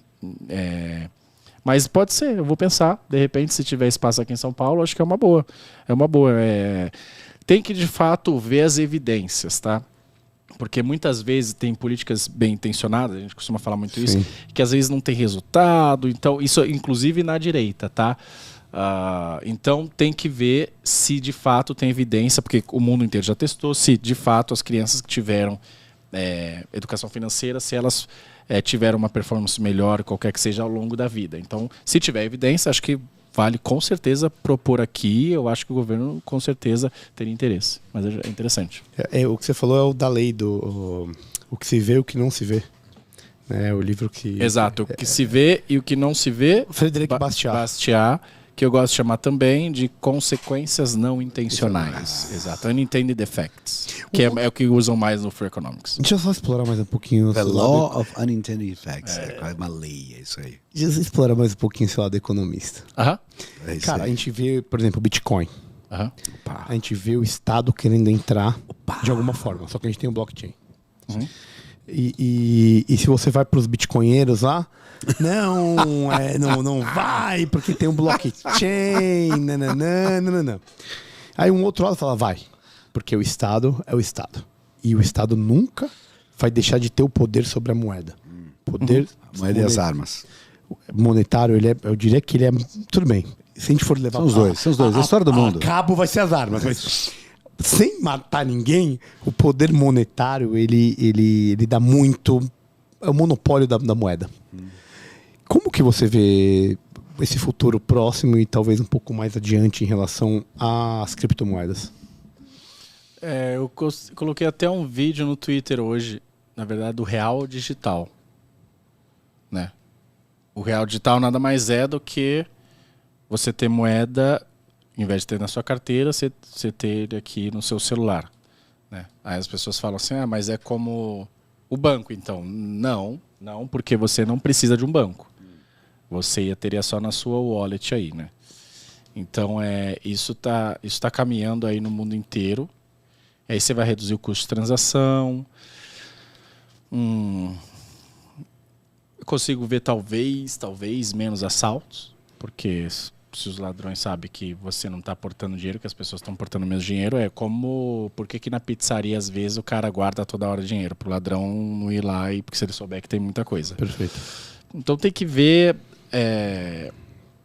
quais... Eu consigo ver um custo de transação menor também, então as pessoas podem carregar mais dinheiro, você vai precisar sacar. Então, por que o Pix é bom? Porque você passa a fazer várias transações que você não faria se não aceitasse Pix. Então, vamos assumir que o dinheiro está sempre indo ali quase do mais rico para o mais pobre. Ali. Você vai lá no Ibirapuera, como você disse, aí você quer comprar uma água de coco. Com certeza agora, porque você tem Pix ou porque você tem um cartão aqui, você está transacionando muito mais. E é isso que faz a economia crescer e gerar desenvolvimento econômico, né? Então o Pix, você deu acesso para muita gente que estava fora, desbancarizado, o cara passa a ficar bancarizado, né? Com relação ao Bitcoin, eu acredito que o Estado sempre encontra maneiras aí de... É só você ver o imposto de renda como é hoje, como é que é há muito tempo atrás. Eles simplesmente conseguem... Incrivelmente nisso eles são extremamente ágeis. O SUS não funciona assim, mas o imposto de renda é brilhante. Exato. Tem aquela história lá. Você precisa pagar seu imposto. Tá bom, me fala quanto é. Não, você tem que calcular sozinho. Se vira aí, negão. Se vira aí. Tá, mas e o que acontece se eu calcular errado? Então eu vou te fazer pagar uma multa porque eu sei quanto é. Você tá mentindo, então você merece pagar uma multa. É só falar então que eu pagava, né? Então você acha temerário. É isso aí. Eu acho que o Estado vai sempre encontrar uma maneira de taxar de alguma forma, sempre. Talvez ele não sabe como, mas vai sempre encontrar alguma maneira, por mais que possa não parecer óbvio hoje em dia. Poxa, eu discordo. A gente pode ver esse programa daqui uns 10 anos e falar assim, nossa, como o Alexandre foi imbecil. Não, e eu confesso que eu sei muito pouco sobre isso, tá? Preciso saber bem mais. Mas eu acho que a fortaleza da criptomoeda está justamente no fato do que você citou.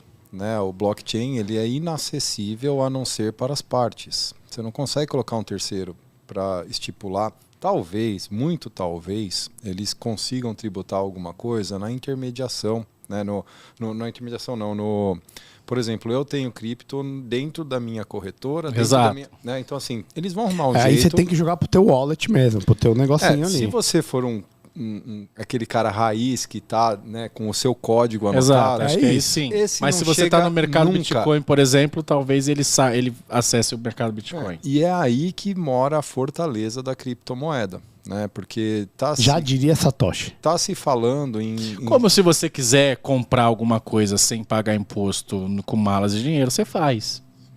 Mas eu entendo. As bancarizadas. Mas Exato. Eu digo assim, a questão toda é o seguinte, a descentralização do modelo, ele é tão perfeito que ele vai fazer com que esse valor transacione de maneira descentralizada e isso seja inacessível para quem não interessa, para uma terceira parte. Então, a hora que você quiser uma reserva de valor, que é o que está se desenhando, né? E tem gente que fala que está muito barato e que isso vai valorizar ainda, enfim, entra todo o tipo de especulação e interesses, né? A gente tem que sempre lembrar, quem está lotado, comprado, está esperando, está falando que tem que comprar para aumentar o preço dele. Enfim, existe, tipo né? pirâmide. Mas o que eu acho que é a fortaleza da cripto, ela reside no fato de ela ser inacessível a agentes de poder, né? Ninguém mexe naquele cara que está com a sua wallet. Isso é genial como reserva de capital, mas como transação do dia a dia, e fazer isso virar a realidade já fica um pouco mais difícil, entendeu? Sabe que eu queria até falar aqui. O instrumento mais contundente que o Estado, de uma forma geral, qualquer país, né, usou para bater na cripto foi mercado negro, drogas, tráfico de escravos, mercenário. Então o Estado tende, ao exercer seu instrumento de poder, tende a colocar isso como algo que não faz parte de algo lícito. Essa pecha, né? Quer dizer, é a única crítica concreta. E eu não estou falando que isso é tão válido assim, mas é a única coisa que se colocou como contra a cripto, porque é muito libertário. Mas né? Veja, o Estado ele tem esse papel. Não, ele mas tem que até se aí colocar devia como proibir o protetor. papel moeda também, porque as pessoas utilizam o papel moeda para fazer tudo Mas isso. Né? sabe o que é engraçado? Quando você pega qualquer transação em papel moeda, tipo, uma família que comprou 50 e poucos imóveis com dinheiro, com papel moeda. 51. Vamos supor que tem uma família afesiada no Rio de Janeiro, com Barra da Tijuca. Isso, exato. Que negociou 51 imóveis em dinheiro, papel moeda. Isso toda hora fala assim, mas peraí, como assim papel moeda? Quem compra um apartamento, um imóvel em papel moeda? Então, de certa forma, sempre existe. É que cripto você não precisa levar uma mala de dinheiro, né? Você leva um pendrive e resolve. Não estou falando que é válido, não estou falando que é... Mas vão se encontrando mecanismos para colocar isso numa certa periferia. Que é a ideia, né? Eu acho que o modelo está em teste, né? A gente tem várias criptos indo a zero aí recentemente, nos últimos meses. Então, a gente tem que ficar atento a esse mercado, ver o que é confiável ou não. né? Igual você falou, o grande problema é a liquidez e como a gente vai utilizar no dia a dia. Enquanto você não comprar pão na chapa e cafezinho com criptomoeda, você não vai popularizar. Perfeito. Né? É isso. E talvez ela nunca se sirva para essa finalidade. Isso, é disso que eu tô querendo dizer. Ela tem um mercado Então, específico. assim, o que vai ser da criptomoeda no futuro, eu não me arrisco a dizer. Mas eu acho muito difícil, né, o Estado conseguir interferir nesse modelo, né? E se vier a interferir, vai ser através dos seus intermediários. Né? Sabe que historicamente, o povo que sempre foi acossado por pogroms e perseguições, que são os judeus, sempre resolveram essa reserva, esse bullion, esse lastro, com diamantes, ouro, arte, no sentido que é aquela riqueza móvel, né? O cara leva um quadro só enrolado na mala e aquilo vale $1 milhão.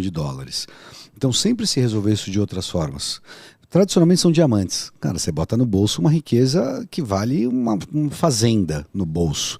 Então, não há nada de novo no sentido de portabilidade, mas é que a cripto tem essa questão de que ela transcendeu o papel moeda, que ela é só números, né? Isso é a muito cripto, engraçado. porque é a escassez. Isso, é o bom trabalho ponto, em cima bom da ponto. escassez. Então, Bom ponto. como você vai minerando menos Isso. e menos e menos, você mantém essa escassez Mas sua que é oferta limitada. limitada, Isso. que é o contrário do diamante. que o Estado faz com a É isso. moeda. Bom ponto, ele imprime. Ele Tem um cara famosão, ele chama disso de um privilégio exorbitante.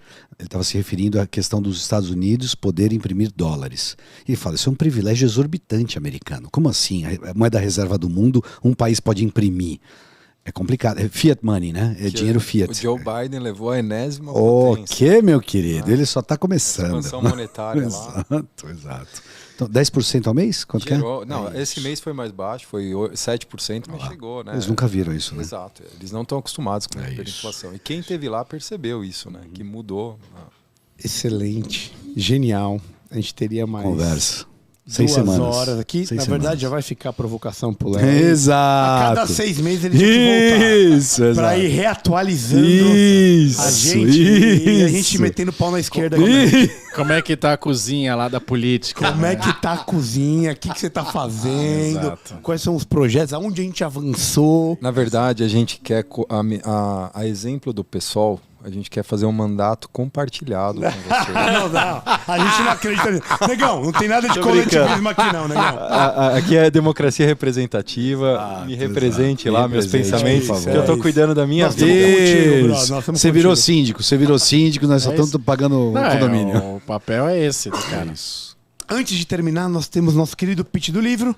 Hoje, infelizmente, só temos 2 livros aqui. O Alexandre veio... Ele veio contribuir com essa veio retórica maravilhosa. E como contribuiu. Como bem, contribuiu. meu amigo. Alexandre, muito obrigado, meu querido. Explica pro convidado, pra galera que tá ouvindo, o que O que é o pitch Léo do já é livro. um escolástico nesse pitch do livro, mas para quem tá ouvindo a gente, são 2 livros, 2 caminhos. É 50% de chance de acertar. Você se deu bem, porque... Diminuiu.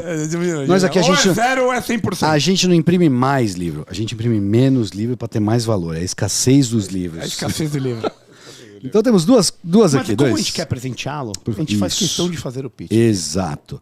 Então, o primeiro livro, Your Secret Self, de Barbara G. Cox. Entender você e os outros usando o teste de personalidade de Myers-Briggs. Uau, Regia, isso é você bom, foi hein, profundo, cara? hein, cara? Um dia Você- você vai poder falar pra gente o que é esse Myers-Briggs. Eu? Eu espero que você fale, velho. É mesmo? Nossa, tá escolástico isso aí. Caraca, velho. Segundo, Roger Fisher and William Ury and Bruce Patton. Como chegar ao sim, como negociar acordos sem fazer concessões. É assim que se faz, velho. De todo jeito. E aí, meu amigo, quem que de nós 2 trouxe qual Não livro tem muito aqui? pra gente, só tem 2. Só tem 2. Vamos lá. não tem muito. Como chegar assim é dele e Your Secret é seu. Não, calma. Certeza que Tá, você vai fazer nessa, cara? Você lá, tem, hein? ó. Ó. Você tem Não, é o pênalti. contrário, é o contrário. Ao contrário. certeza? Olha lá. Vou te dar mais uma chance. Não, é o contrário, Você exato, tem contrário. certeza? Ó, vou insistir mais uma vez. Olha É lá. o contrário, isso aí. Eu votei você. Eu quero saber se tem certeza. Você não quer mudar mais uma? Como Vamos chegar lá. assim é seu. E Your Secret é dele. Boa. Exatamente 0%. 0%. Era a primeira que dava certa. grande. Não tem a menor. 50%. Regina, agora, começa você. qual- Da outra Não, vez você errei vai tudo também. Mas não tem. É impossível. É impossível. A graça é essa. É só colocar pra constranger o convidado. não tem como isso só acertar. quer foder a galera. Não, brincadeira. jamais. Brincadeira. Não, eu vou começar, mas antes é o seguinte: a gente tem 1 minutinho aqui pra vender Rápido. pra você. Isso. Eu Tá espero bom. que você leve o meu embora. Mas tudo bem, vamos lá. Eu começo? É um Por favor. minuto mesmo. E Alexandre está aqui de juiz para não deixar passar. Tá bom, vamos lá. Your Secret Self. Understand Yourself and Others Using the Myers-Briggs Personality Test, Barbara Cox. Cara, por que eu tô trazendo esse livro para você? Você tá assumindo uma posição de líder. Você é um cara que vai juntar pessoas para poder fazer um trabalho específico. E quando você consegue entender as pessoas que você está colocando junto, você consegue criar um robozão. E o que Myers e Briggs fizeram com Carl Jung, que é a teoria dele, desenvolveram mais. Então elas pegam várias dicotomias distribuídas nas personalidades e essas dicotomias dão uma função cognitiva, como que a pessoa funciona. Se você, lá no seu gabinete, conseguir juntar essas pessoas de uma forma correta, a chance de sucesso que você vai ter é muito, muito, muito, muito maior. Então esse aqui é um livro para um líder, e você é um líder, e é por isso que eu trago esse livro para você, meu amigo. Ele gosta, ele vendeu bem, muito bom. Léo, eu vou falar de uma coisa que, diferente disso tudo que o Regime falou, Fala mal, hein, cuzão? é baseado numa coisa que se chama-se Behavioral Economics. É a coisa mais moderna que tem, meu querido. La crème de la economie, mon ami. Você foi bem. Então o negócio é o seguinte, por que as pessoas compram? Quanto elas compram? O que é o satisfeito? Tem muito para além. Tem a questão de toda a Revolução Austríaca com Karl Menger, quando ele começa a fazer o marginalismo de Karl Menger, e ele começa a falar assim, cara, não dá pra gente olhar a macroeconomia como se fosse dos seres humanos, está muito além. As pessoas compram coisas por outros motivos, e como você vende para elas. Esse é o livro de falar de economia. Muito bom. Gostei. Behavioral Economics. Garoto! Muito Aí, Léo, bem. dá pra você escolher, meu querido. Meu amigo, A palavra é sua. qual dos livros o senhor, o Vossa Excelência, nosso querido deputado Vossa Excelência Estadual, vai levar para casa? Vou levar o Your Secret. Da outra vez foi o teu também? Tudo continua igual nesse podcast! Chupa camarão! Ele é bom mesmo? Eu tava, excelente. Eu tava Isso esperando aqui- o Léo falar assim, eu já li os dois. Não, mas você já viu o livro Never Split the Difference? Opa, sim. Que tô só ligado. mete o pau nesse. Só mete pau nesse. É bom ter isso. Mas eu não li esse ainda, vou ler. Cara, você fez uma ótima escolha. É isso. Eu vou te falar que aí dentro tem uma parte, Tem uma sabedoria. tem outros livros Tem que, muito bom. que complementam Somos essa praticantes ideia. do MBTI. Somos praticantes profissionais. disso, profissionalmente. Hoje.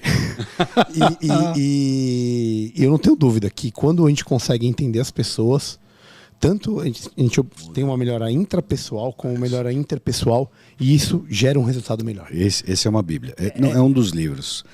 Mas esse é bom também. Bom. Mas eu Tá acho no que segundo lugar, mas foi bom. Tá mesmo? Oi? Tá mesmo, você Escolheu acha? bem. Não, tá, eu escolhi bem. Eu teria escolhido esse que você escolheu. Ah, é? Sem dúvida, Então sem dúvida, beleza. sem dúvida. Você mandou muito bem. Que eu não quero ceder isso pro Regis, mas você escolheu bem. Então já tô eu acho que o placar. Não, eu tá- nunca vi esse livro, nunca vou falar. MBTI é uma temática muito interessante. Muito Não, legal. MBTI sim, mas o livro... Interessante. Depois Esse você me dá o eu vou feedback falar. dele, Isso. beleza? Eu quero primeiro, antes de te agradecer, eu quero agradecer Sim, o Alexandrão aí. Sempre. Muito obrigado, meu querido. Bovino, você é um cara gênio, a gente ama você. Genial. É muito legal, Carinho, muito puta muito fodida. bom te receber. Sempre um prazer. Teremos outras oportunidades, não há dúvida. Por favor. Então, muito obrigado. A gente fica muito feliz de tê-lo aqui, tá? Muito bom. Segunda coisa que eu quero falar. Léo, duas coisas. Segunda e terceira.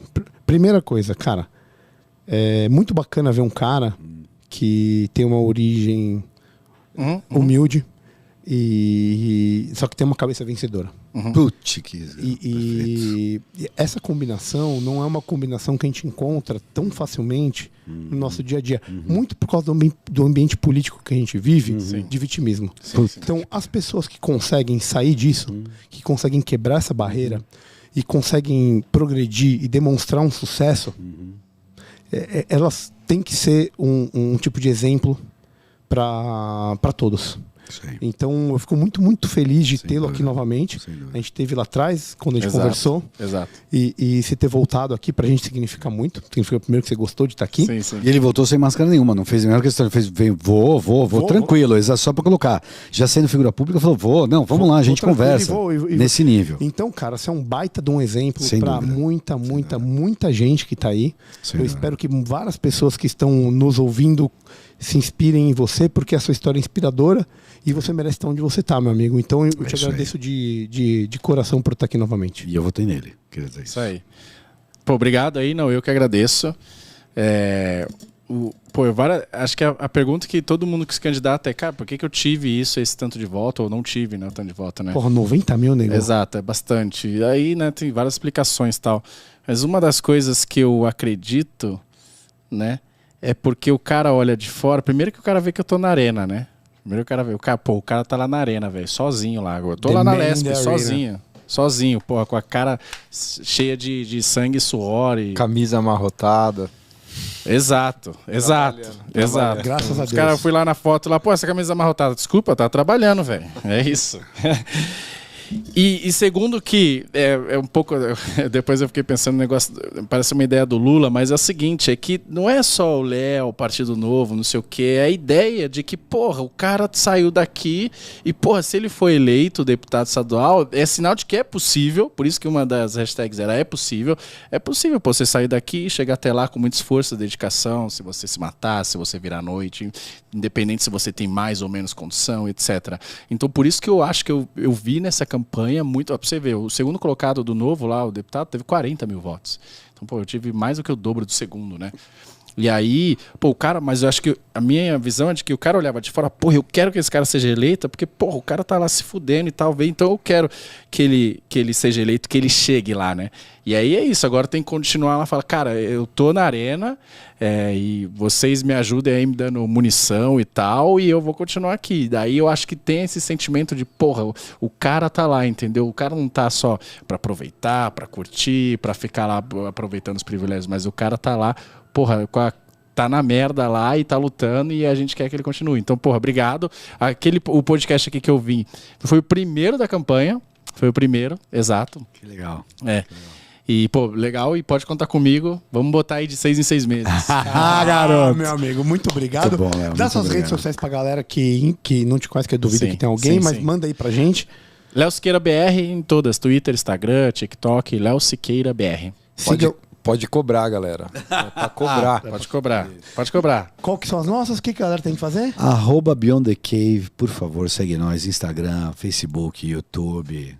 E apoia.se/Beyond. É isso aí, seja Pessoal, nosso patrão. muito obrigado. Tamo junto. Ale, muito obrigado. Léo, muito obrigado. Camara, mais uma vez, irmão. Mais Junto, um meu dia. querido. Tamo junto, Sobrevivemos. irmãozinho. É isso aí. Boa noite pra todo mundo. Até Falou, a próxima. galera. Beijos. Uou! Valeu. Tchau. Tamo junto.